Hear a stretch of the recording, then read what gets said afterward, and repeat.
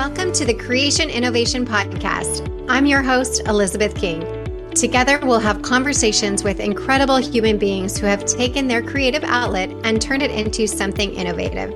From people leaving the corporate world to be 8-figure entrepreneurs to people who have created books, created a family, or just creating to have fun in the world. We are all in a journey to create something amazing in our lives, and I hope that you find some inspiration of your own here. This is the Creation Innovation Podcast.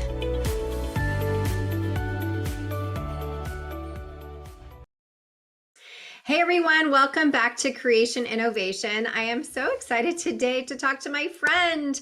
It's not so often that I get to actually talk to friends of mine on the podcast, and I'm so honored to have Pantea here today. So welcome, Pantea. Thank you so much, Elizabeth. Nice to see you. I was going to say, oh, nice to have you, because I always have interviews. Right. I'm usually on her summits and her podcast and whatnot. So thank you for being here. So how Pantea and I actually crossed paths, she is also a fellow fertility coach, but really what she's spending a lot of her time in now is focusing on helping people to create books and authoring books. And what does that look like? And there's so many of us that have these ideas in their brain, in their heart. I am one of them.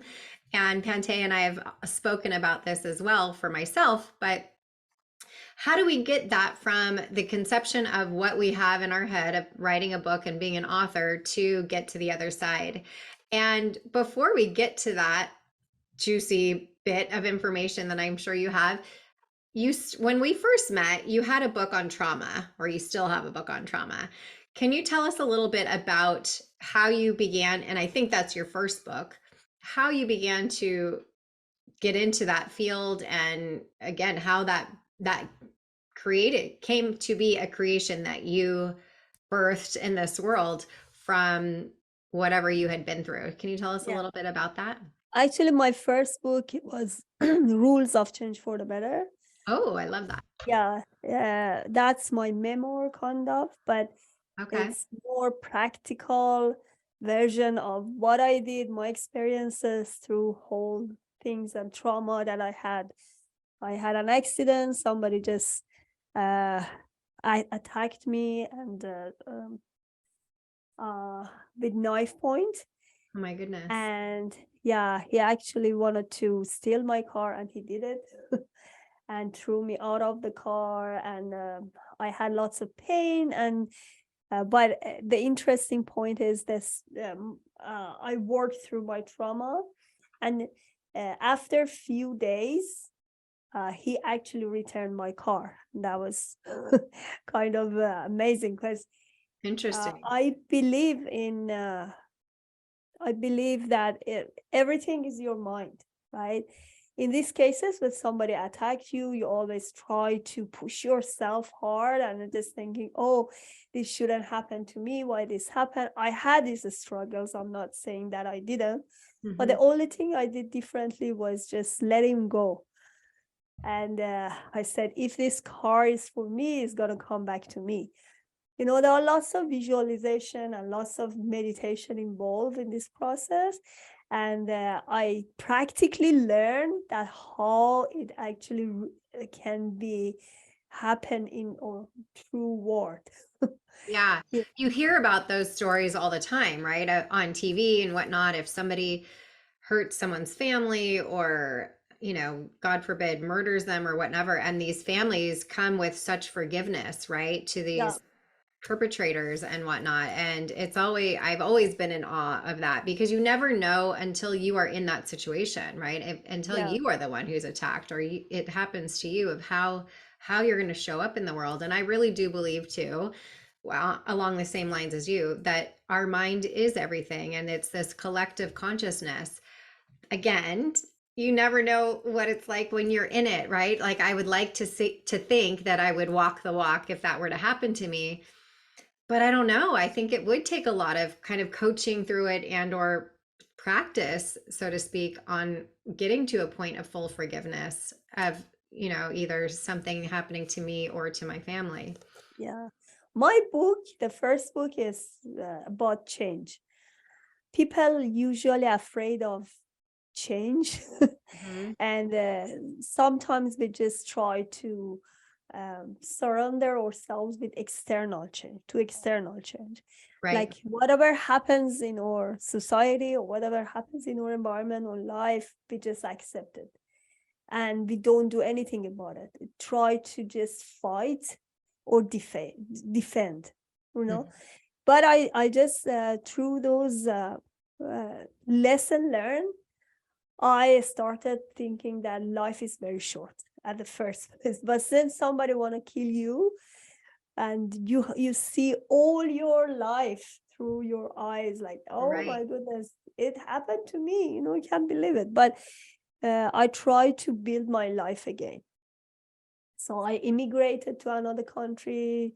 So I had two immigration to Australia and then Canada, and built my life like because you just realize whatever you have here, if you just continue doing whatever it is, and you accept the routine, nothing change. Routine give you discipline, which I like it.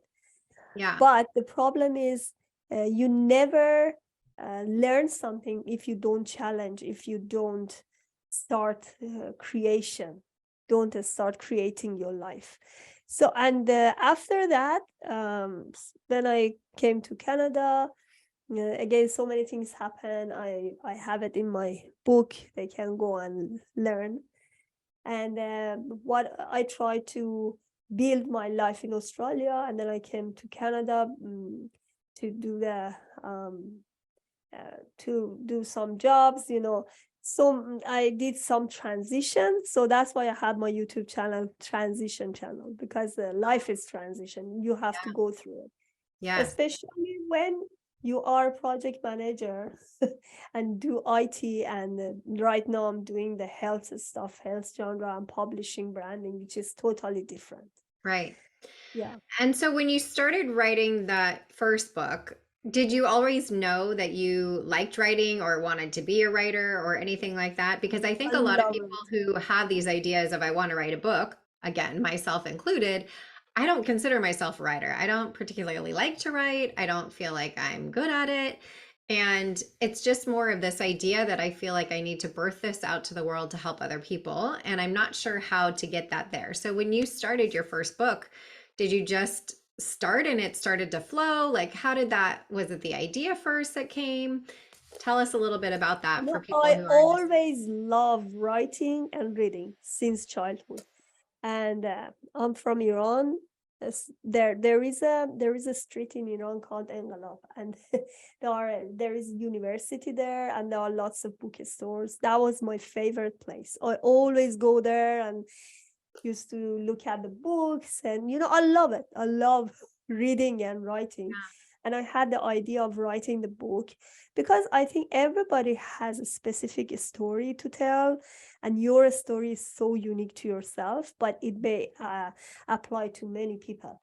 Like Mhm. lots of people immigrate, right? They have lots of issues, very unmanaged mind, because you don't know what and very unexpected things happen to you, and you have to adapt to changes.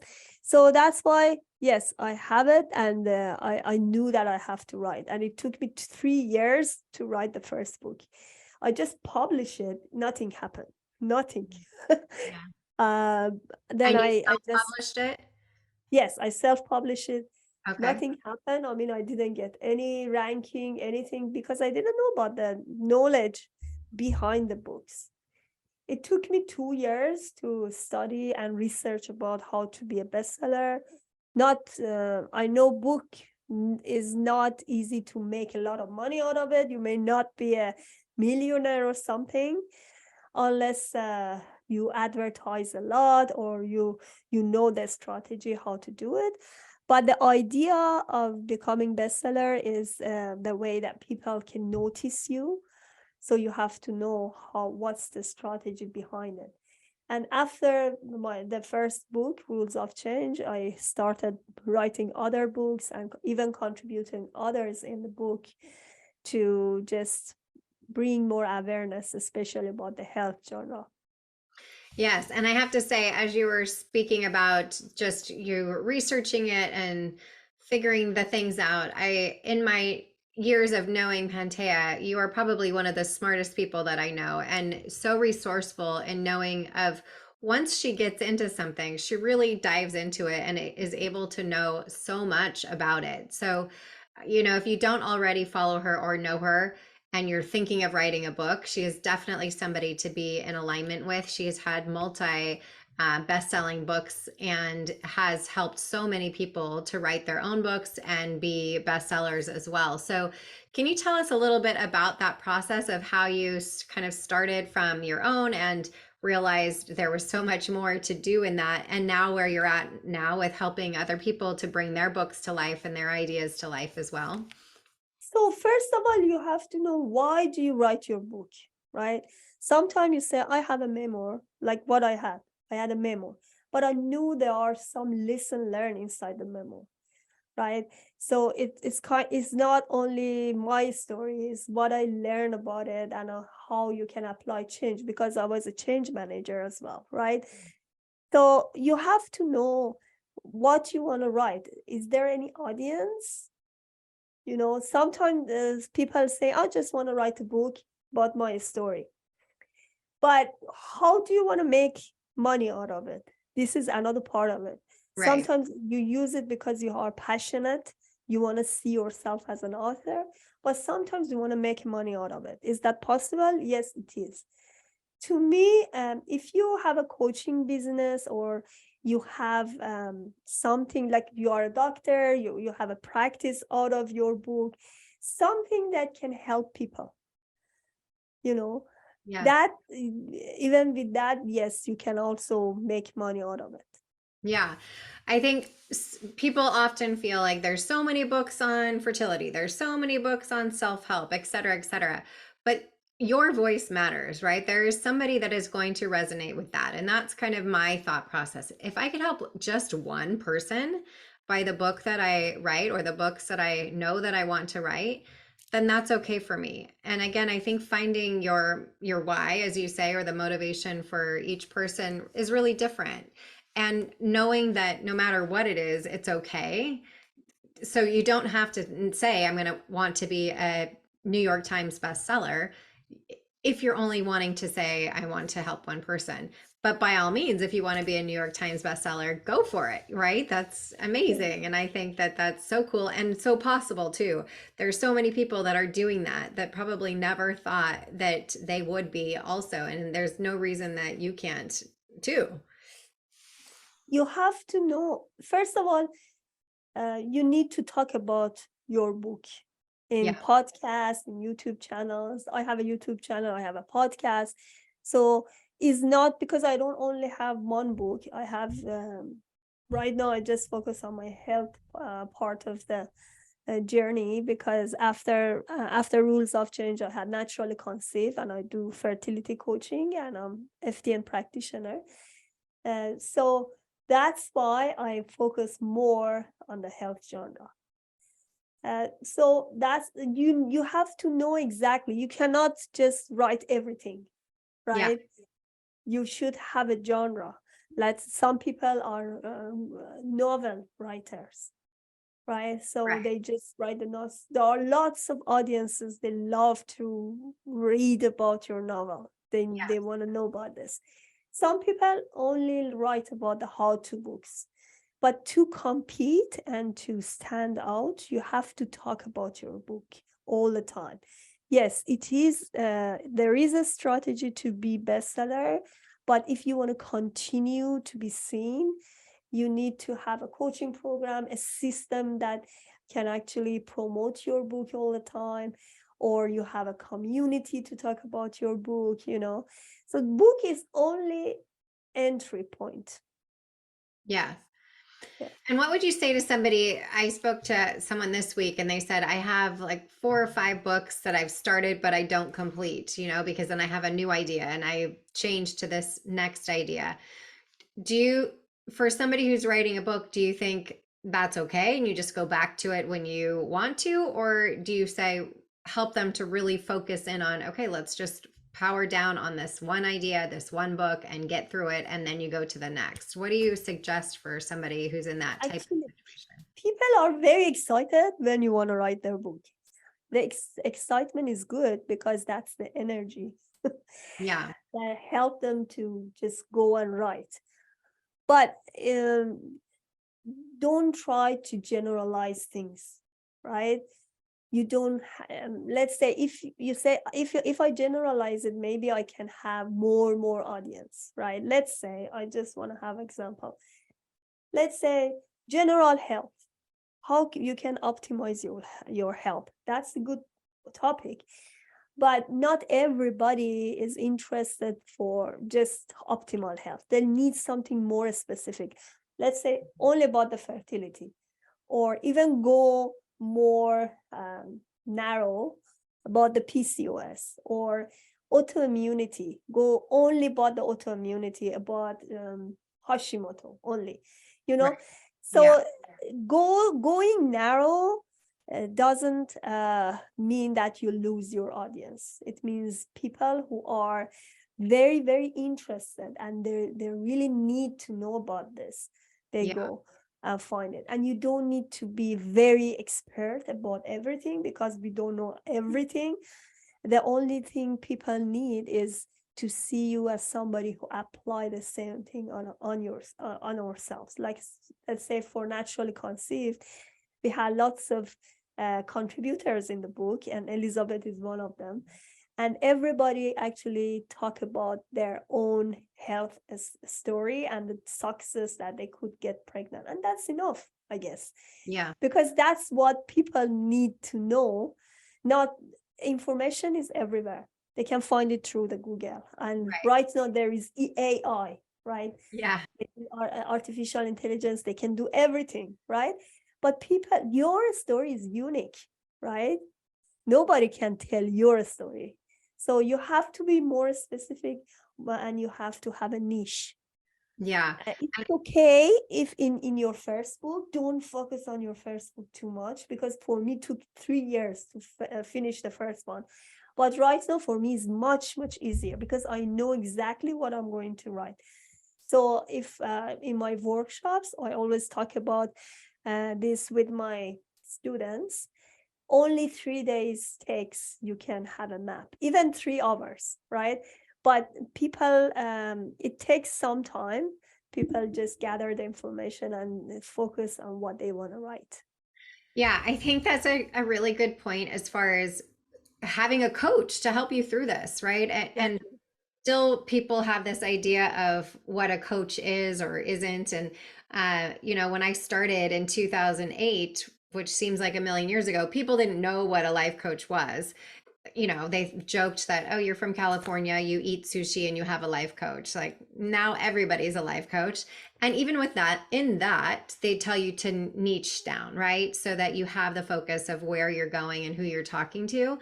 And it's the same around this. And having a coach to help you through making that mind map of what your book is going to look like or whatnot. Because otherwise, it is so easy to say, I'll use myself as example. These books have been in my head and on my phone since 2016, right? So if I had a coach that was helping me, okay, Elizabeth, we're going to do this and we're going to get from point A to point B and hold you accountable, that's really what it is. And that's why I believe in coaching so much for everything, your business, if you have a personal trainer, whatever it is, fertility, of course.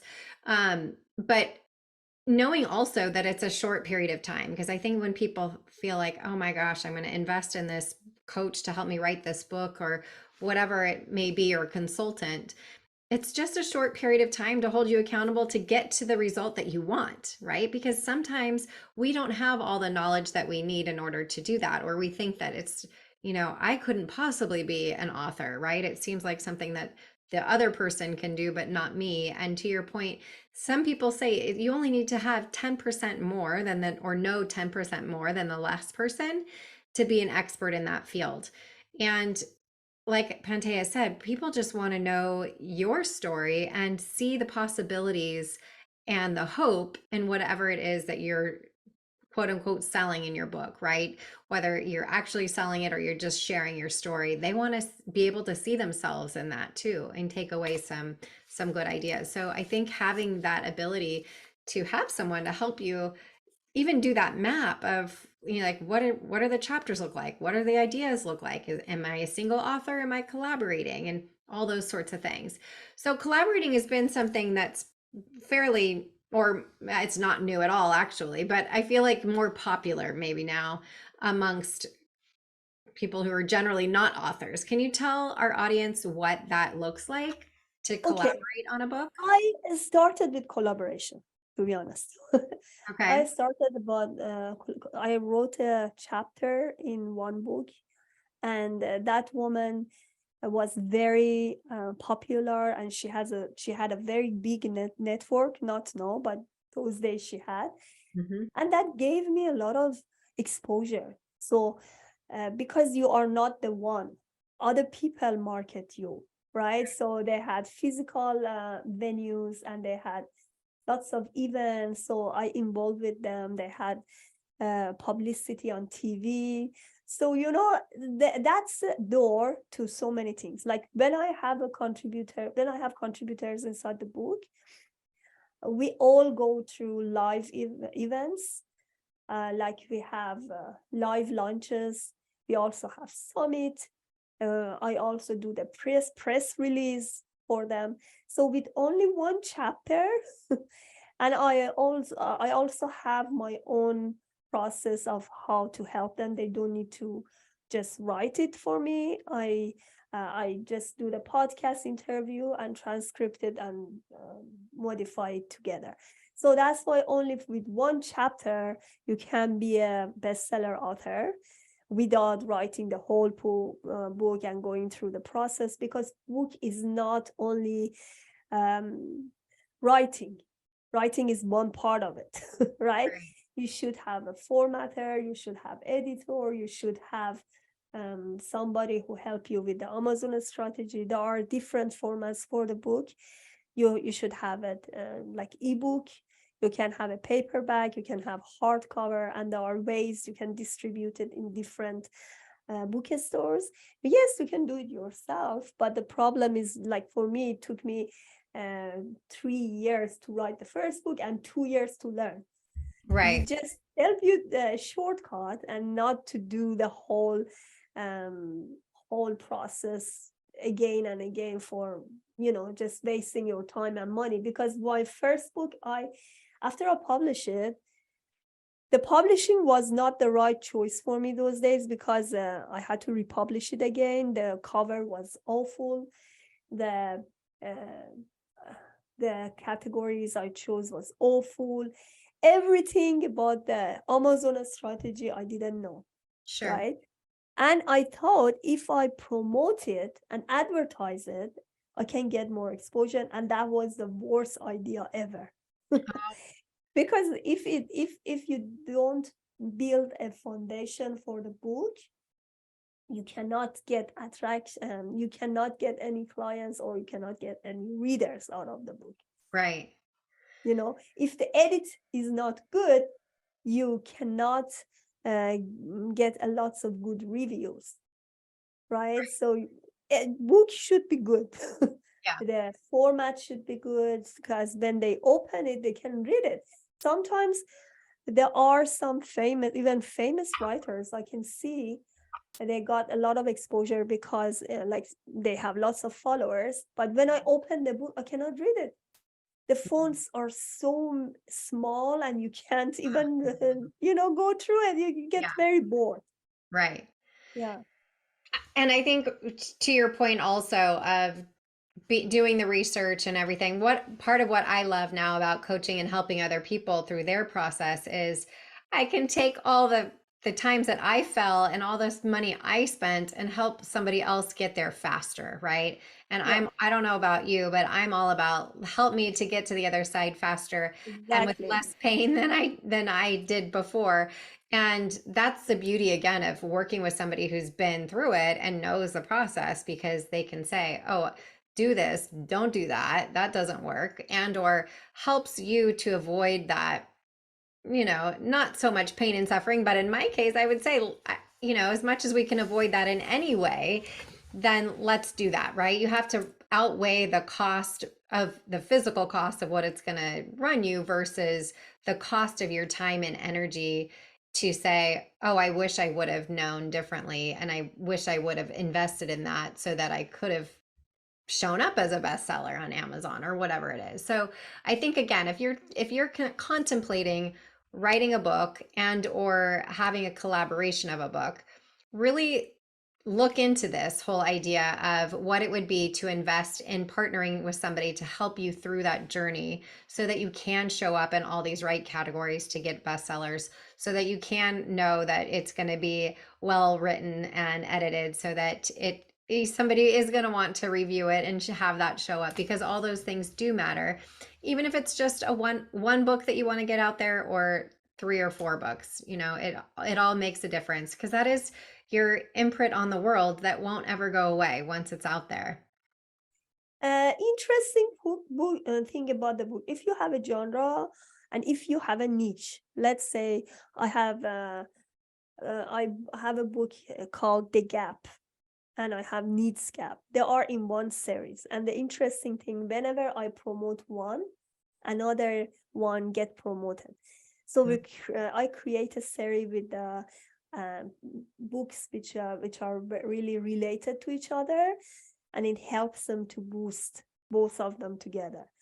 But as I said, it's great to have collaboration, because you are in the same field, and the valuable information is going to be exchanged inside the book. It's so great. It's different. It's not only one person, which is good. I actually prefer to read books that are collaborations, because it gives you so many different perspectives rather than just the one author. I really enjoy that. Yeah. But sometimes, let's say I have author promotion show. I also promote authors. But your story, let's say memoir, you cannot have collaboration for memoir, right? Yeah. Or you are specialized in Hashimoto or autoimmune disease and you had your own story. Why not? You can have your own book. But as I'm saying, writing your best quality book needs a team. You should have a good cover design, good formatter, good editor. So everything is a combination of something that good looking. Yeah. Well, again, you have created so much in your life that is so beautiful. And one thing before we go, I also, if you wouldn't mind sharing your quick fertility story, because you were also a mama over 40. So can you tell people a little bit about that as well, and how you came to do that? Yeah, because as you said, I was over 40 and we couldn't conceive. We could conceive. I had like 3 miscarriages.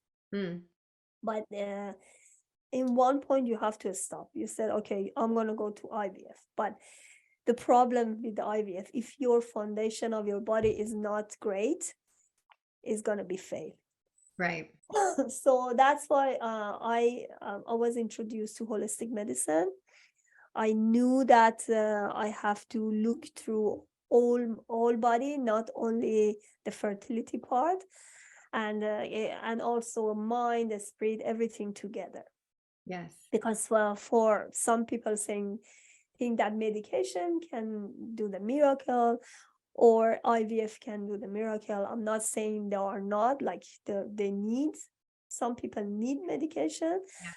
But the moment you don't surrender yourself to what's happening, it's not going to happen. Yeah.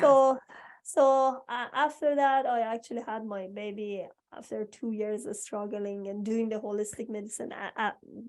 After 1 month, 2 months of holistic medicine practicing, I got my baby. I did acupuncture. And then I said, oh, that should be a mission. That's why I wrote the Naturally Conceived. Yeah. And that opened my journey to do the health coaching, to do I did functional medicine practicing as well. Yes. And there's so many amazing experts in that book, Naturally Conceived. If you know anybody who is trying to conceive, not only inspirational stories, but again, the experts that are giving their information around what they suggest in order to conceive naturally and get your body to a healthy state. So if you haven't already picked that up, I suggest you do. It's called Naturally Conceived. But thank you so much for being here today. Where can everyone find you? Oh, yeah, I have a website, acechoiceidea.com. If they have any idea, any topic to write, I can help them individually, or if they want to have a shortcut, Yes. go through only contribution. Yes, yeah, they can come and find me there. I also have YouTube channel, that's Pantea Kalhor Transition channel.com. I can give you the link. And I also have a podcast. I also have another, for my practice, I also have another website, panteakalhor.com, which is about my fertility journey and people who want to work with me if they want to get pregnant naturally, over 40 of age even. Yeah. Well, you are a very busy lady, and I am so grateful to have you here today talking about your books and all the amazing things that you've created. So thank you so much, Pantea. Thank Have you. a beautiful day. Yeah, you too. Thank you so much for listening to this episode of the Creation Innovation Podcast. Make sure to follow us on Spotify for free episodes and subscribe to the Creation Innovation Podcast on Apple, Spotify, or wherever you choose to get your podcast. Don't forget to rate and review the podcast wherever you're listening for a chance to receive a special gift. Yes, we actually do send out gifts. It's my favorite thing to do. So visit us at elizabethking.com/creation innovation for more information on how to enter. Every review counts, and we are so grateful. You can follow me at the official Elizabeth King on Instagram or TikTok. Until next time.